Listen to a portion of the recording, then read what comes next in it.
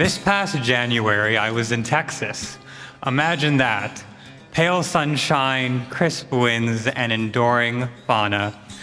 I'm sitting in the first pew of a humble little funeral home at the edge of a humble little town. Black suit, black tie, black gloves, and a somber mask upon my face. At least 100 other guests pack in behind me. The preacher man gives his eulogy, and I quickly realize that he never actually met the deceased.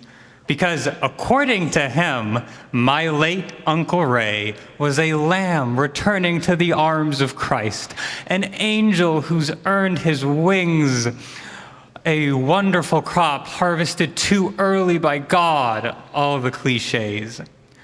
I wanted to stand up, I wanted to correct him, I wanted to shout, no, he wasn't.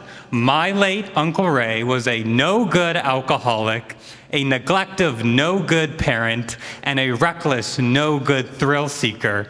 My Uncle Ray was married 3 times, but only divorced once, because in Texas, you don't have to be divorced to be remarried, because in Texas, you can legally have multiple wives. But I didn't say that. I don't say any of that. I don't even roll my eyes as he drones on.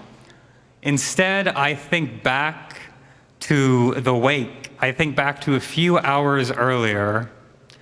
I'm manning the door, I'm shaking hands, and dozens upon dozens of strangers come up to me and tell me how great my Uncle Ray was, how he was so charismatic and fun, so charming and hilarious, how when they saw his obituary in the paper, they just had to come and pay their respects.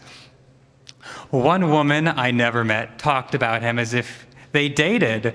She said he was so flirtatious and fun, didn't know he was married, and she wished she had more time with him so she could see if this spark was just a fling or marriage material.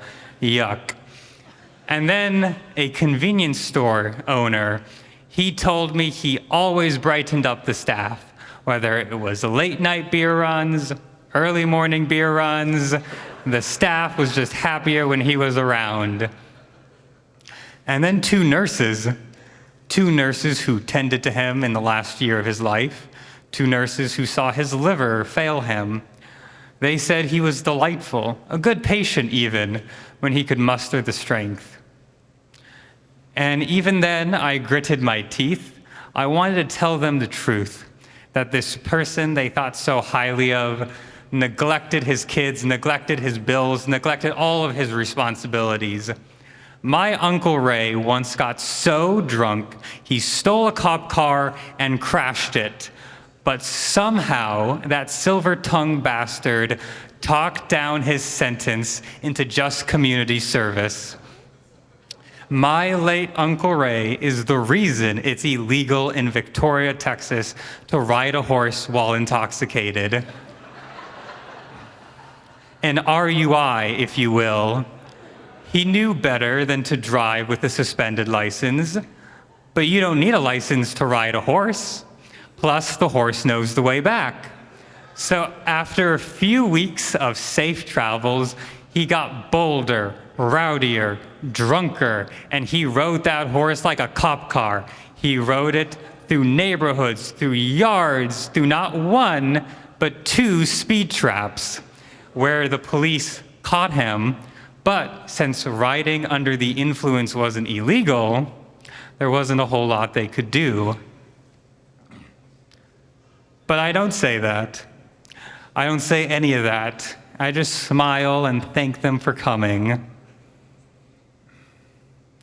Then the eulogy ends, and I'm jolted back to the first pew, and all those guests shuffle down the aisles to pray or cry or pay their respects.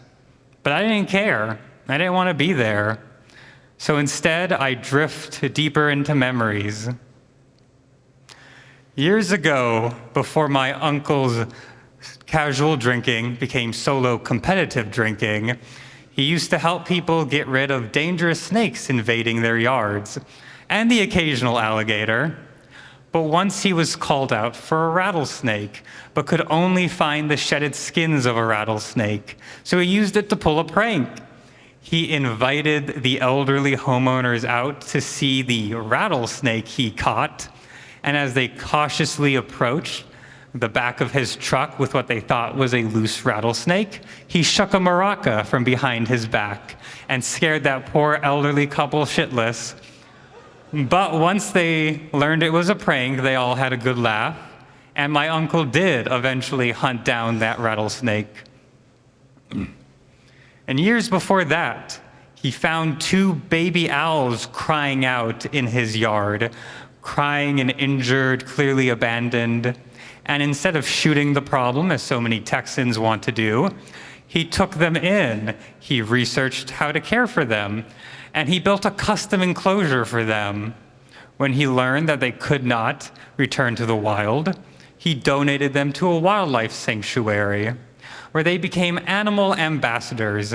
Since they were already socialized with people, they could get up close with the kids and students, and kids could learn all about owls and their weird things.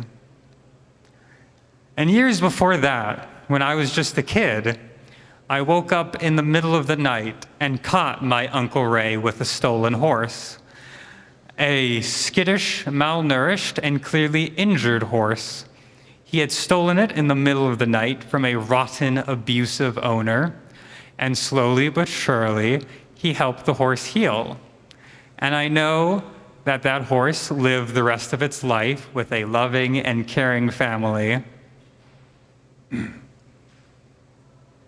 Then it's over. The funeral's over, and I don't say any of that. The showroom's empty, except for my immediate family and his, the grandmother that connects the two, and a corpse. I stand up, feeling the sweat accumulate in my stuffy suit. We gather at the casket and stare into a hollowed face, into sunken eyes pinned shut. Then I hug my cousins, and we let out a good cry.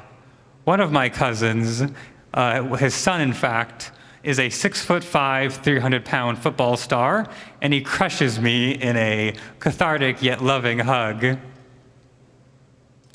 We thank the funeral director, and we pay the bill.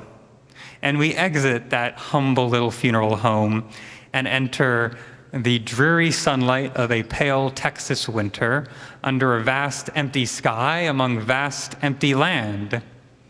100 conversations buzz around me. There's laughter and crying, bear hugs and kisses, and a whole lot of cigarette smoke. But out of the corner of my eye, I see that priest again.